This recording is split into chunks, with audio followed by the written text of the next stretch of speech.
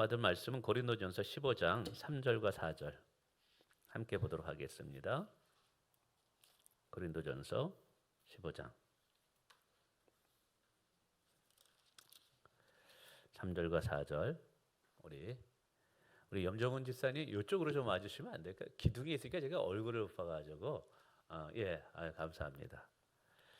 우리 같이 한번 읽어보겠습니다. 시작.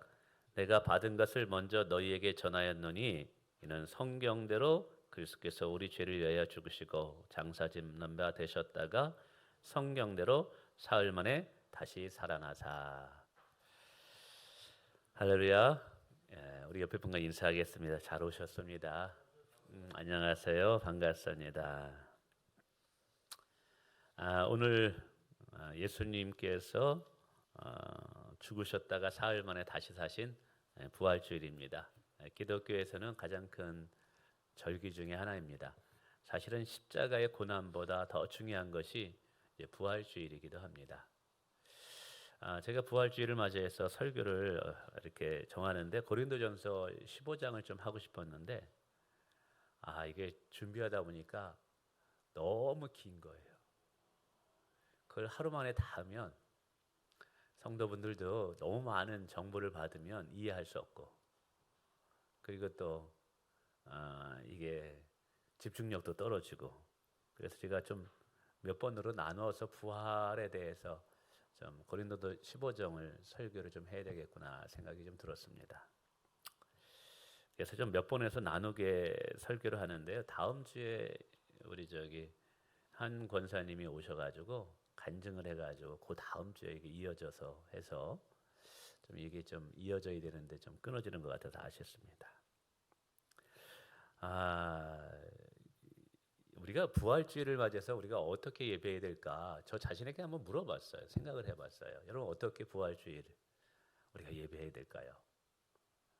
매년마다 오는 어떤 절기, 감사 예물 드리고 예배하면 됐지. 근데 이 초대교회 성도들에게 있어서 이 부활은 굉장히 큰 은혜와 감격이 있었던 거예요. 오늘 우리가 이 부활주일에 사망 권세를 이기신 예수 그리스도와 그 예수 그리스도를 죽음에서 건지시고 다시 살아나게 하신 성령 하나님, 성부 하나님. 근데 그 성부 하나님께서 성령님을 통해서 예수님을 부활하시거든요. 그러니까 부활의 그 안에도 삼위일체 하나님이 다 들어있어요. 우리가 이 삼위일체 하나님을 어떻게 찬양할까? 일단 이 부활은 굉장한 감격이라는 거예요. 또 충격이라는 거예요. 오늘 우리에게도 이렇게 신선한 충격으로, 영적 충격으로 다가오면 얼마나 좋을까? 그렇다면 우리가 하나님께 드리는 이 부활절의 예배도 정말 우리 마음에는 벅찬 가슴이 있지 않을까? 우리는 이것을 당시의 제자들의 그 마음속으로 들어가서 제자들의 그 안목과 그 생각을 통해서 우리가 부활의 주님을 보았으면 좋겠다라는 생각이 좀 들었습니다. 여러분 사랑하는 제자들, 그들은 예수님과 3년 동안 함께 따라다니면서 거의 삶을 같이 했습니다. 그리고 예수님을 이 제자들은 너무 존경했고요. 베드로는 예수님이 가는 곳이라면 어디까지 함께 가겠다고 약속했어요. 자기의 생명을 다 버리면서까지. 근데 예수님께서 십자가를 지기 직전에 배반을 하게 됩니다. 예수님께서 생전에 마태복음에만 정확하게 3번 언급됩니다. 마가복음에. 내가 예루살렘에 들어가서 제사장들과 서기관들과 바리새인들에게 고난을 당하고 십자가에서 죽임을 당할 것이다. 그러나 걱정하지 마라. 내가 다시 살아날 것이다. 너희들에게 지금은 그때는 슬픔이지만 큰 기쁨을 얻게 될 것이다. 근데 제자들은 어찌된 일인지 예수님의 이 말씀을 다 잊어버립니다. 그것은 마치 설교를 듣고 나서 1시간만 지나면 다 잊어버리는 우리들의 모습과도 너무나 흡사한 것이기도 하죠. 그러나 분명한 것은 이 제자들은 예수님을 너무 사랑했고 너무 따랐고 예수님에게 자신의 모든 인생을 다 드리기로 결단을 했다라는 것이죠. 근데 예수님이 십자가에 죽었어요. 그것은 제자들에게 굉장히 큰 충격이고 두려웠을 것입니다. 그렇게 의지했던 대상, 그렇게 따라다녔던 그 대상이 십자가에서 죽임을 당했다라는 것은 이들에겐 절망이었어요. 모든 것이 끝났구나. 이제 우리가 해야 될 것은 고향으로 돌아가서 다시 어부로서 고기나 잡는 것이 우리가 해야 할 일이 아닌가. 가장 절망에 있을 때, 이때 누군가가 이들에게 놀라운 소식을 전해집니다. 예수님이 다시 살아나셨어요. 무덤에 가보니까 빈 무덤이에요. 당신이 하신 말씀대로 다시 살아나신 거예요. 그리고 우리를 처음 불러주셨던 그 갈릴리 바닷가, 거기에서 주님이 우리를 다시 만나 주시겠다고 그리로 우리를 초대하고 있어요.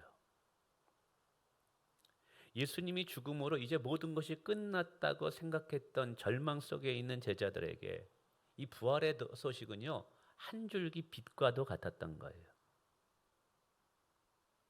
그 렘브란트라는 화가가 예수님께서 부활하셨다는 이야기를 막달라 마리아부터 베드로와 요한이 듣습니다. 그때 베드로와 요한이 새벽에 그 무덤을 향해서 달려가는 모습을 그림으로 그렸어요. 근데 모든 것이 어둡고 깜깜하고 절망적인 상황인데 그 그림의 가장 매력 포인트는 베드로와 요한의 눈입니다. 그 눈을 보면 그 표현이 그래서 그 대작의 그림이라는 거예요. 두려움과 절망과 인생의 끝이라고 생각했던 그들에게 있어서 부활의 소식이 들려서 놀라움과 경이감과 그 설레임과 그 흥분의 모습이 그 그림의 눈 속에 다 들어있어요. 거기에 떨림이 있는 것이죠. 그 그림을 보면 베드로가 얼마나 이 놀라는 마음으로 부활의 예수님을 만나러 가는 모습이 보입니다. 그때 이 제자들의 마음, 그리고 막상 갔는데 거긴 빈 무덤이었고, 그리고 나중에 이제 예수님을 만났을 때 여러분 이들이 얼마나 그 가슴에 벅참이 있었을까요? 오늘 그 벅참의 마음이 성령님을 통해서 우리 가운데 부어주시기를 원합니다. 그럴 때 오늘 우리의 이 부활의 예배는 살아있는 예배, 하나님을 영화롭게 하는 예배가 분명히 될 줄 믿습니다. 여러분, 예수님의 부활의 사건은 참 수많은 종교 중에 있지만 이 기독교에만 있는 아주 독특한 사실의 진리예요. 이 부활은 기독교가 생명의 종교임을 말해주는 거예요. 이 세상에는 수많은 종교가 있습니다. 모두 자기들이 믿는 이 종교가 진리라고 얘기합니다. 근데 여러분, 진리는 독립적인 것이 특징이 있어요. 유일한 특징이 있어요. 이 많은 수많은 종교가 있지만 본인들은 다 그것이 참 진리라고 얘기했지만 그렇지 않다는 거예요.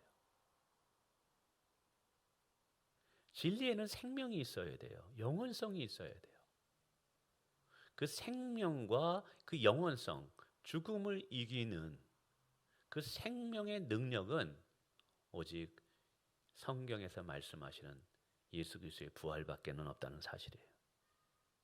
그래서 우리가 믿는 하나님, 예수 그리스도, 그것이 참 진리이고 참 종교임을 우리에게 알려주는 거예요. 오늘 저와 여러분은 거짓을 믿는 자들이 아닙니다. 잠깐 있을 동안의 일시적인 위로와 어떤 안위를 얻기 위한 사람의 이빨린 그런 사탄과 같은 그러한 종교를 믿는 게 아니에요. 우리는 참 진리인, 참 생명인 하나님을 믿는 것입니다. 부활은 우리에게 영생이 있음을 알려줘요. 이 땅의 삶이 전부가 아니라는 것이죠. 내세가 있다는 거예요. 영원한 세계가 있다는 거예요. 그래서 오늘 저와 여러분은 이 땅에서도 고난을 받고 핍박을 받는다 할지라도 우리가 두려워하지 않을 수 있는 이유는 우리에게 부활의 소망이 있기 때문에 그래요. 우리는 이 땅 가운데 나그네 삶을 살 수 있습니다. 땅만 바라보며 사는 자가 아니라 하늘을 바라보며 사는 자가 돼요. 이 세상에서 오해를 받아도 괜찮아요. 서러움을 받아도 괜찮아요. 왜냐하면 우리에게는 부활의 소망이 있기 때문에 그런 거예요. 부활의 소망이 있다는 것은 결국 마지막에 저와 여러분은 승리자가 될 거라는 보증이에요. 우리의 인생은 죽음으로 끝나지 않아요. 오늘 우리의 인생은 무덤 속에서 끝나지 않아요. 예수님이 그러셨던 것 같이. 예수님의 금격적인 것은 부활입니다. 십자가를 지신 이유도 결국 부활입니다. 오늘 우리의 마지막 인생은 이 세상에서 우리가 바울이 얘기한 것처럼 찌꺼기와 같이 버림받는다 할지라도 그러나 우리의 마지막은 부활의 영광에 도달할 것입니다. 우리는 승리자가 될 것이라는 사실이죠. 뿐만 아니라 이 부활은 예수님이 우리의 유일한 구원자가 되시고 생명의 주가 되시고 하나님이 되신다는 것을 증명하는 너무나 중요한 신학적인 교리가 들어있어요. 내가 그 길이요 진리요 생명이라고 하신 말씀이 입술로 이빨 낸 가리낌이 아니라 부활하심으로 당신이 보여주신 거예요. 부활하신 예수님을 도마가 보고 깨닫습니다. 나의 주 나의 하나님. 오늘 우리가 신앙 고백할 때 예수님이 누구신가에 대해서 주 예수께서는 나의 주가 되십니다. 나의 하나님이 되십니다. 오늘 나는 죽은 자의 하나님이 아니라 살아있는 자의 하나님을 나는 섬기고 있습니다라고 고백할 수 있는 이유가 뭐예요? 바로 예수 그리스도의 부활 때문이에요. 예수 그리스도의 부활이 아니면 그분은 우리의 섬김의 대상이 되지 못합니다.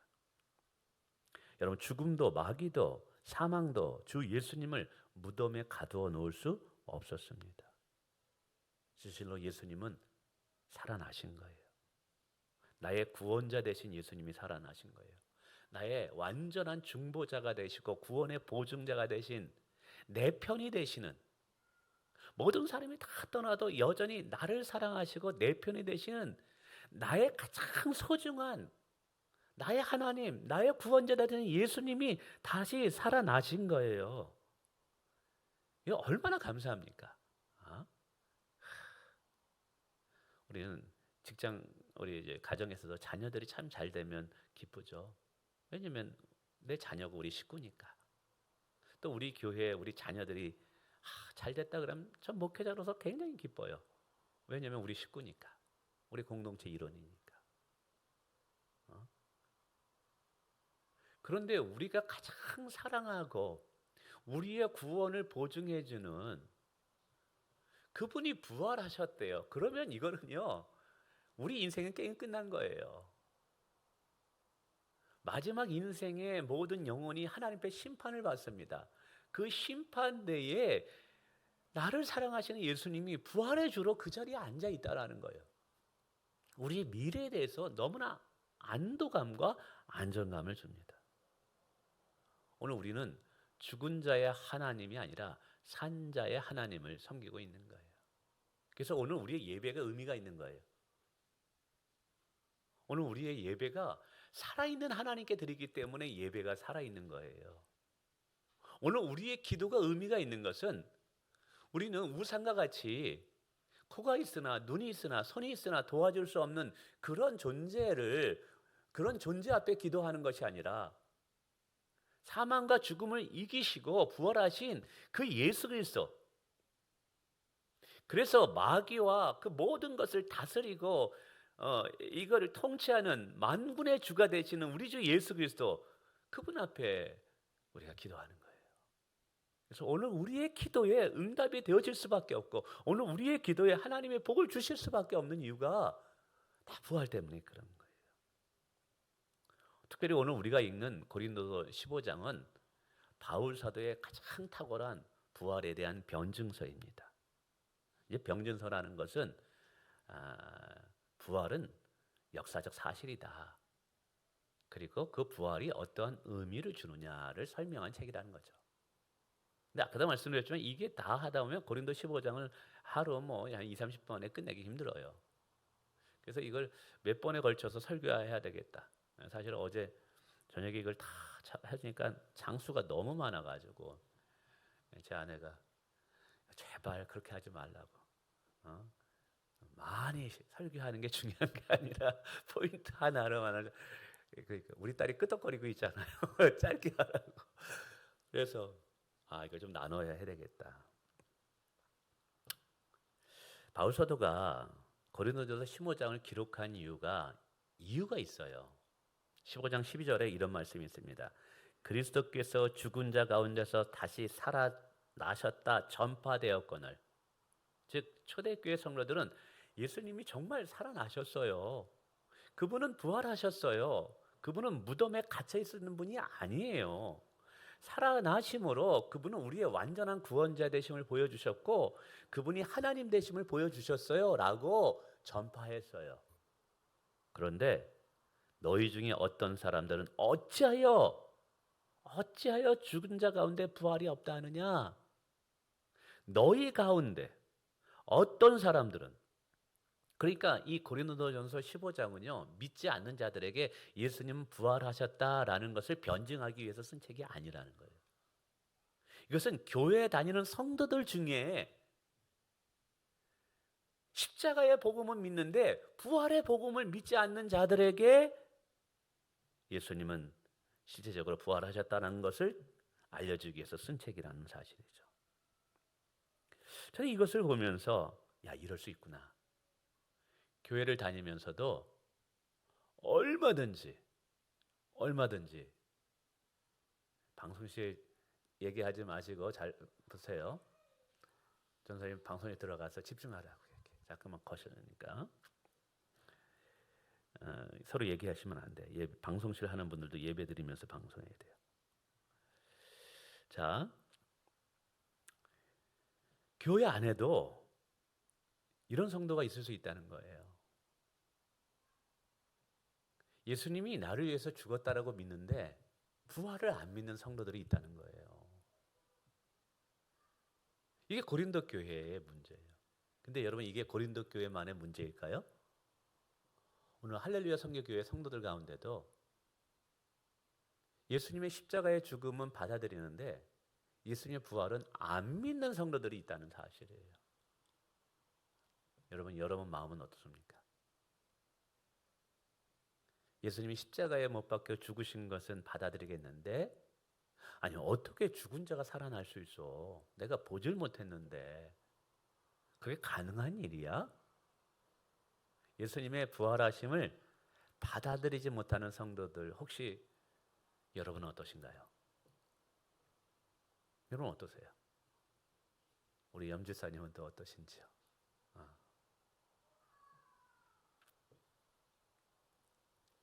그래서 오늘 바울 사도는 고린도전서 15장을 기록하는 거예요.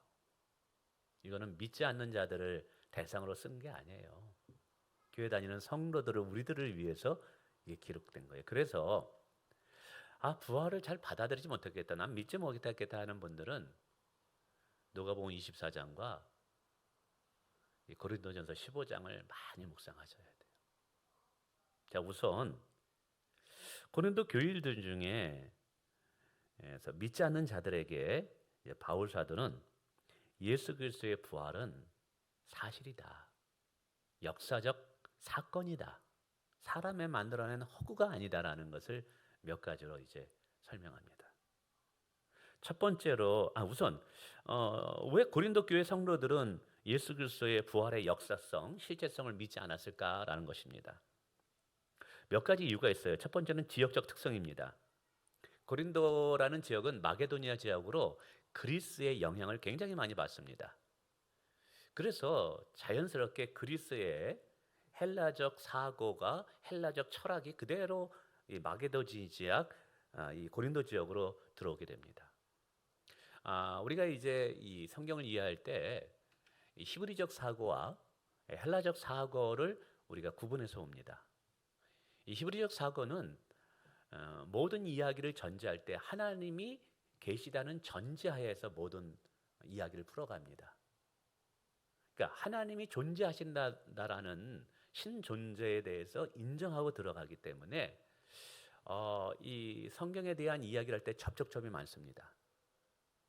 그러나 헬라적인 사고는 이성론자예요. 합리론자예요.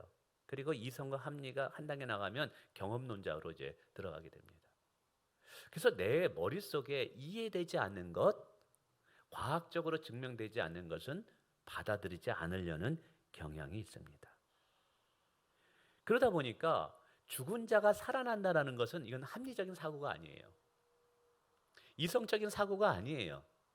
그러니까 그들이 가지고 있었던 그리스 영향의 철학의 영향을 받았던 그들의 사고 체계에서는 죽은 자의 부활을 받아들인다는 게 이게 도저히 내 어떤 정신적인 체계, 세계관이 바뀌지 않는 한은 이게 받아들이기 어려웠던 거예요.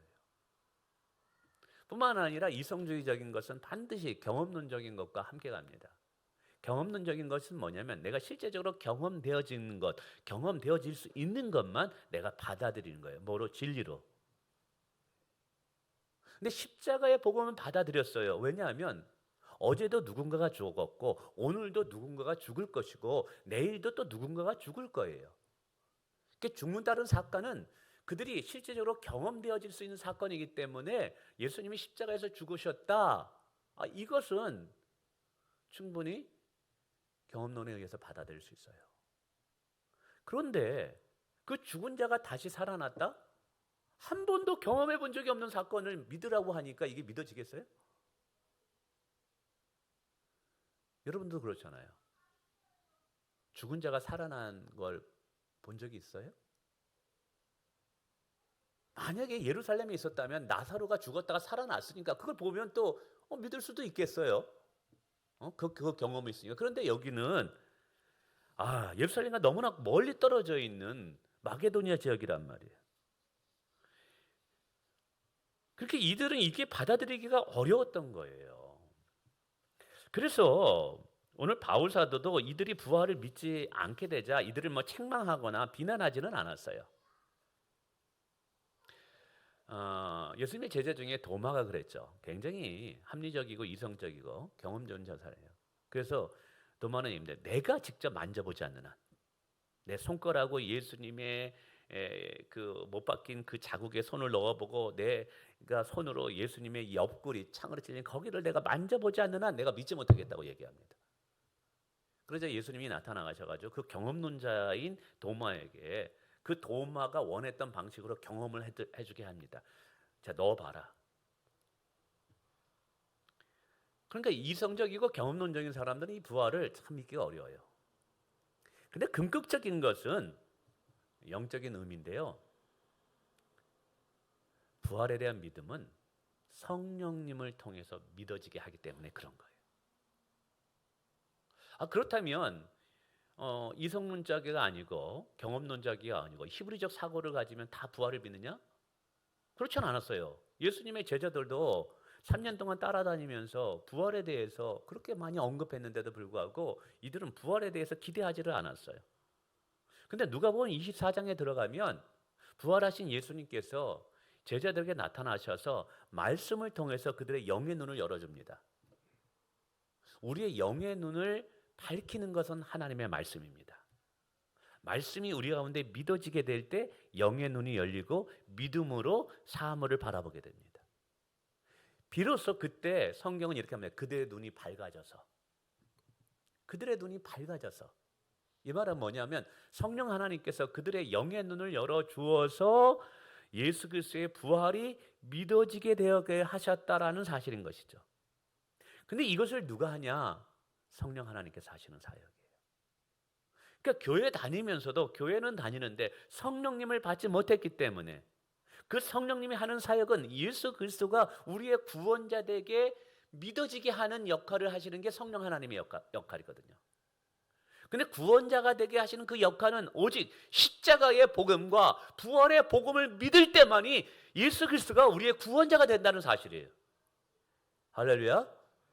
여러분, 예수 그리스도의 십자가의 죽음이 나를 위한 죽음이시고 예수의 부활이 역사적 사실적 부활인 것을 믿어질 때만이 그 복음이 복음된다 이 말이에요. 근데 그것을 믿게 하는 분이 누구냐면 성령님이라는 거예요. 그 교회 다니면서도 성령을 받지 아니하면 부활의 사건이 믿어지지 않게 된다는 사실이에요.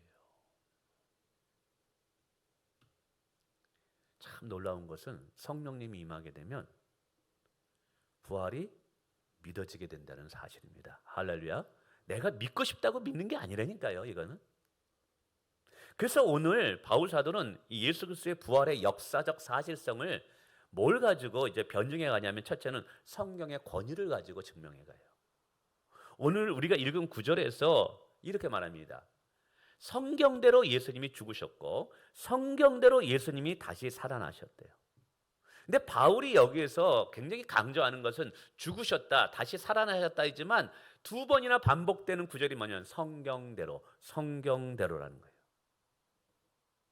여러분, 성경대로 예수님이 죽으시고 성경대로 살아나셨다라는 것은 예수님의 십자가의 죽음과 예수님의 부활은 성경에 예언된 성취된 사건으로 일어난 사건이라는 거예요.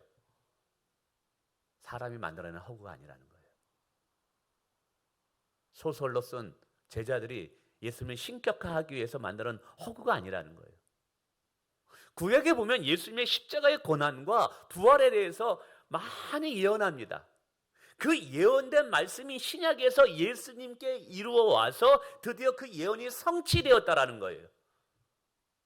예수님의 부활은 역사적으로 예수님이 죽으신 것처럼, 실제적으로 예수님이 죽으신 것처럼 실제적으로 다시 살아나셨다라는 증거라는 거예요. 예수님의 십자가의 사건이 실제적이고 역사적 사건인 것을 믿으면서 예수님의 부활을 허구로 믿는다면, 혹은 자유주의 신학자들이 만들어내는 존재론적인, 뭐라고 그러냐, 실존적인, 그냥 우리 마음에 부활한 거야. 예수님은 실제적으로 역사적으로 부활한 것이 아니라 제자들의 마음 속에 살아있는 분으로 존재한 거야. 그러니까 이게 실존적인 부활로만 받아들이게 된다 그러면 이게 안 되는 거예요. 그러면 성경대로 예수님이 죽으신 것이 역사적 사건이라면 예수님의 성경대로 부활하신 것도 뭐가 돼야 되는 거예요? 역사적 사건이 돼야 되는 거예요. 실제적인 사실이 돼야 된다는 거예요. 성경대로 예수님이 살아나셨다는 것은 말씀대로 그대로 이루어졌다는 거예요. 여러분, 구약에서도요, 오실 메시아 그리스도를 예언합니다. 그리고 예수님이 실제적으로 오셔서 죽으시고 말씀대로 살아나셨어요. 이것은 또 다른 차원에서 여러분, 예수님이 구약에 그렇게 우리의 죄를 위해서 하나님 보내시기로 약속한 그 그리스도다, 그 메시아다라는 것을 설명하는 거예요. 예수님이 내가 곧 길이요 진리요 생명이라고 말씀하셨잖아요. 그게 맞다는 거예요. 예수님의 부활하신 성경의 예언의 성취대로 하나님이 약속하신 대로 부활하셨기 때문에 바로 그 예수님이, 부활하신 예수님이 오늘 하나님이 보내신 우리의 유일한 구원자라는 거예요. 그 예수 그리스도를 통해서만이 우리가 죄사함을 받을 수 있고 예수 그리스도를 통해서만이 우리가 거듭났고 영생을 얻을 수 있다라는 거예요. 이게 성경이 증거한다는 거예요.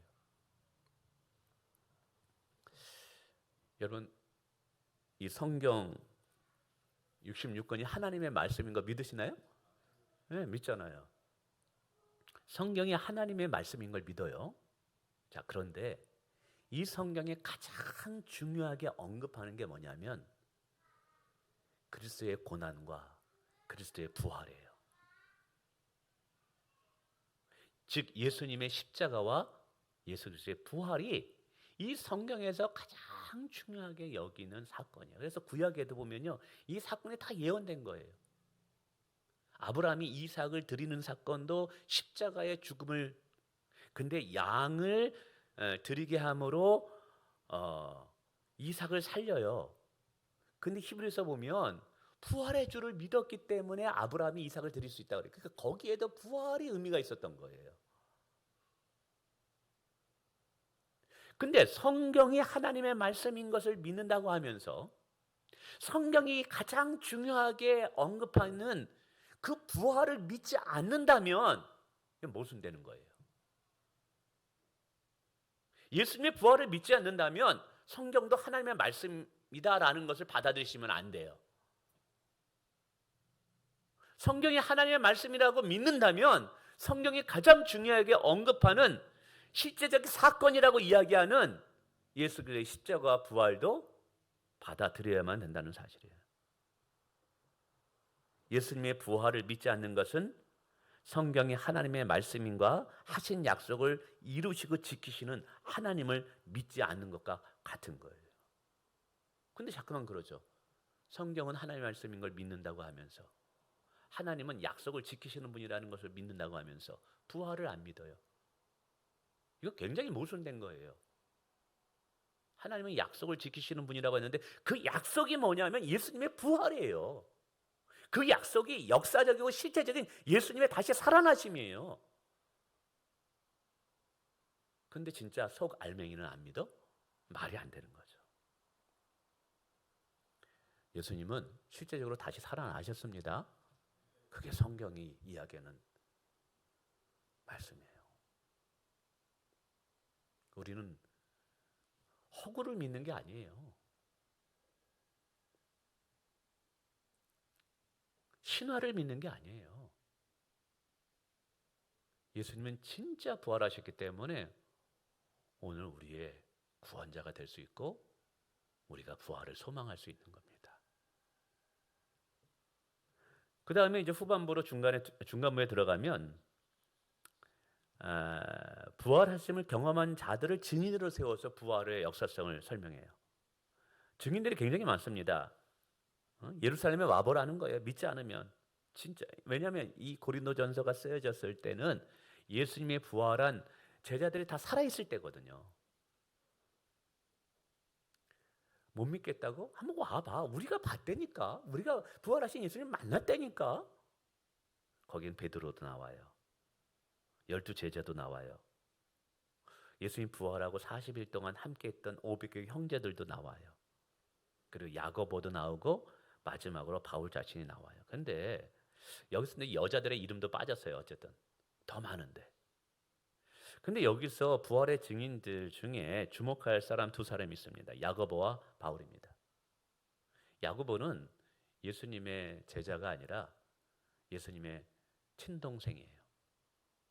복음서 보면 이 예수님의 친동생은 형님, 예수님이 자꾸만 이상한 일을 하고 뭐 기적하면서 막 그러니까 미쳤다고 생각해가지고 제발 집에 좀 가자고 막 그래요. 정신 좀 차리라고 형님. 그랬던 자예요. 그랬던 동생이 예수님을 나의 구원자, 나의 하나님으로 받아들입니다. 결정적인 계기는 예수님의 부활 사건을 통해서 믿어진 거예요.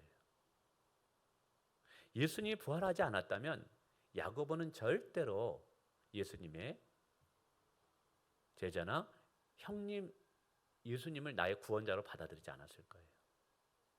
오늘 바울 사도도 마찬가지예요. 지금 이들은 이야기하는 거예요. 내가 만났다. 내가 보았다. 내가 경험했다. 정말 예수님은 부활하셨다라는 거예요. 제자들이 자기의 생명을 다 버려요. 무엇 때문에 버린 줄 아세요? 부활 이후에 영원한 생명이 있음을 예수님의 부활을 통해서 경험했기 때문에 그런 거예요. 오늘도 예수님의 부활을 진짜 믿고 부활하신 예수님을 만난 자들은요, 이 땅에 속해서 이 땅에 있는 것들만을 바라며 살지 않아요. 부활하신 예수님이 계시고 영원한 내세가 있는데 어떻게 이 땅의 것만 소망하며 살 수 있겠어요? 복음과 함께 고난받는 것을 두려워하지 않습니다. 그래서 바울 사도가 정말 그래 너희 말대로 예수님의 부활이 없다면 한번 생각해보자 라고 얘기해요. 여러분 예수님의 부활이 하면 어떻게 되는 거예요? 바울은 말합니다. 우리가 전하는 구원의 복음은 거짓이다. 우리는 너희들에게 거짓말하는 것이다. 그리고 너희가 믿는 믿음도 다 헛것이 되는 거다라고 설명해요. 여러분 복음이라는 게 뭡니까?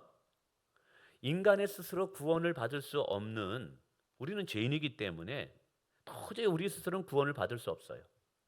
근데 하나님께서 하나님의 은혜의 선물로 구원의 길을 열어주셔요. 그게 십자가의 복음이에요. 이게 뭐냐면 이게 복음인 거예요. 그래서 이 복음의 핵심적인 내용은 예수님의 십자가의 죽음, 그 피 흘리심이 나의 죄를 씻어주셨다는 거예요. 예수님의 죽음은 나를 위한 속량의 제물, 대속의 제물, 화목의 제물이기 때문에 하나님과 우리 사이에 막힌 담이 헐어서 우리가 그 산길을 통해서 하나님 앞에 나아갈 수 있는 길이 열리게 되었다. 그래서 그 예수 그리스도를 믿으면 우리가 의로움을 받는다. 이게 복음이라는 거예요. 근데 여러분 예수님의 부활이 없다면 예수님의 십자가의 죽음과 피 흘리심은 그저 한 유대 청년의 죽음일 뿐인 거예요. 죽음에서 부활하지 않았다면 예수님은 자기의 죄로 죽은 거예요. 그러니까 부활이 없다면 예수님의 피 흘리심이 우리의 죄를 씻어줄 수 있는 어떠한 자격이나 조건이 갖춰지질 않아요. 그러니까 예수 믿으면 구원을 받는다라는 이 복음은 부활이 없다면 거짓인 거예요. 그리고 그 복음을 전하는 바울은 거짓말쟁이가 되는 것이죠. 예수님의 부활은요, 십자가의 죽음이 우리의 죄를 씻어주는 완전한 하나님의 대속죄물이 된다는 보증이 되는 거예요.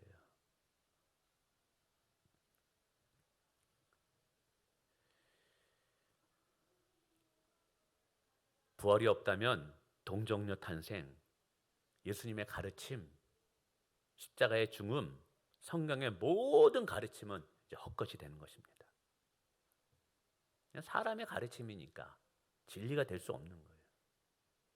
그러면 오늘 저와 여러분은 여전히 죄 가운데 있는 것이고 죄 씻음을 받지 못했기 때문에 지옥의 형벌을 받지 못할 자가 되는 거예요. 심지어는요, 예수님 부활하지 않았다면 우리는 우상 숭배하고 있는 거예요. 하나님 외에는 다른 신을 섬기지 말라고 했는데 우리가 예수님을 섬기잖아요. 부활하심이 예수님이 하나님 되심을 드러내기 때문에 부활하지 않았다면 우리는 하나님 앞에 엄청난 죄를 짓는 거고요. 예수님이 부활하지 않았다면 우리는 지옥에 떨어질 뿐만 아니라 지옥에서 가장 밑바닥으로 떨어질 자들이에요. 지옥에서도 가장 고통을 당해야 될 정말 하나님 앞에 어마어마한 죄를 짓는 자들인 거예요. 우리는. 근데 걱정하지 마십시오. 예수님은 실제적으로 부활하셨습니다. 역사적으로 부활하셨습니다. 죽음을 이기시고 사망 권세를 이기시고 부활하셨습니다. 그래서 그분은 우리의 영원한 중보자가 되시고 그분은 영원한 우리의 승리자의 근원이 되시고 죽음을 이기게 하시는 부활의 첫 열매가 되십니다. 그래서 오늘 우리는 죽은 자의 하나님이 아니라 살아계신 하나님을 예배하는 것인 줄 믿으시길 바랍니다. 뿐만 아니라 부활이 없다면 순교한 자들이 가장 불쌍한 자들이 되는 거래요. 그리고 오늘도 여전히 자신을 부인하면서 내가 누릴 수 있는 것을 포기하고 복음을 위해서 고난받기 위해서 그리스도를 위해서 살아가는 자들이 가장 어리석은 자들이 된다는 거예요. 천하 중에 가장 귀한 것이 생명이라 그래요. 근데 믿음의 사람은 천하보다 귀한 생명을 믿음을 지키기 위해서 버려요. 이게 그리스도인들이에요. 우리에게 가장 소중한 게 돈입니까? 명예입니까? 아니에요. 생명이에요. 생명. 근데 그 가장 귀한 생명도 복음을 위해서 버릴 수 있어요. 예수 그리스도를 위해서 버릴 수 있고 신앙을 지키기 위해서 버려요. 이 귀한 생명을 버리는 이유가 뭐 때문에? 부활에 대한 믿음 때문인 거예요. 이 땅에서 잠깐이 아니라 저 영원한 내세가 있고 저 영원한 삶이 내게 주어지기 때문에 지금 잠시 동안에 육적인 생명을 버릴 수 있는 거예요. 이 땅에서 누리는 잠시 동안의 즐거움보다 저 영원한 나라에서 영원한 기쁨이 내게 더 소중하기 때문에 이 땅에서 낙을 포기하고 고난받기를 두려워하지 않는 거예요. 근데 부활이 없다면 여러분 오늘 우리가 하는 모든 수고는 헛수고가 되는 거예요. 의미가 없게 되는 거예요. 이 시간에 예배 드리는 것, 우리가 헌금하는 것, 우리가 선교하는 것. 저도 목사가 돼서 하고 싶은 거, 먹고 싶은 거 그거 다 절제하고 정말 이 길을 걸어가는 것, 나의 욕심을 추구하면서 나의 명예와 권력을 위해서 살고 싶은 모든 것을 절제하며 그리스도를 위해서 살고자 하는 이 모든 것은 부활이 없다면 헛된 거예요. 여러분 부활이 없다면 우리는 아무것도 아니에요. 오늘도 오다 보니까 꽃구경 가러 가는 분들 많더라고요. 여러분 부활이 없다면 꽃구경 가러 가는 게 훨씬 지혜로운 거예요. 근데 왜 오늘 여기 왔습니까? 세상의 그 많은 좋은 것들을 뒤로하고 포기하고 왜 이 자리에 나왔습니까? 이 자리에 나올 때 그냥 나온 게 아니라 우리의 물질을 하나님께 드리면서 나왔잖아요. 왜 그래요? 하늘에 쌓아놓는 재물이 귀한 것임을 알기 때문에 그래요. 이 땅의 삶이 전부가 아닌 것, 부활을 넘어서 부활과 그 부활을 넘어서 영원한 생명과 영원한 내세가 우리 앞에 있다라는 것을 분명히 성경을 통해서 우리가 들었고 보았고 믿기 때문에 이 땅에서 누릴 수 있는 것들을 우리가 내려놓고 포기할 수 있는 거예요. 그리고 주님과 함께 복음을 위해서 십자가의 길을 걸어갈 수 있는 거예요. 이 모든 것이 예수 그리스도의 부활 때문에 그렇습니다. 썩어지고 없어질 것을 붙잡지 않기를 원합니다. 썩어지고 없어질 것에 인생을 걸지 않기를 원합니다. 영원한 것을 위해서 살아가는 우리 성도분들이 되기를 원합니다. 말씀을 맺습니다. 여러분, 성경은 분명히 증거하고 있습니다. 예수님은 부활하셨다고. 사망도 죽음도 무덤도 예수님을 가둬둘 수 없다고. 예수님의 십자가의 부활은 예수님이 하나님인 것을 보여주시고 당신이 흘리신 보혈과 십자가의 죽음이 우리 죄를 위한 대속의 제물인 것을 보증해 주는 것입니다. 오늘 우리는 살아계신 하나님을, 참 진리인, 참 생명인 그 하나님을 섬기고 있는 것을 믿으시길 바랍니다.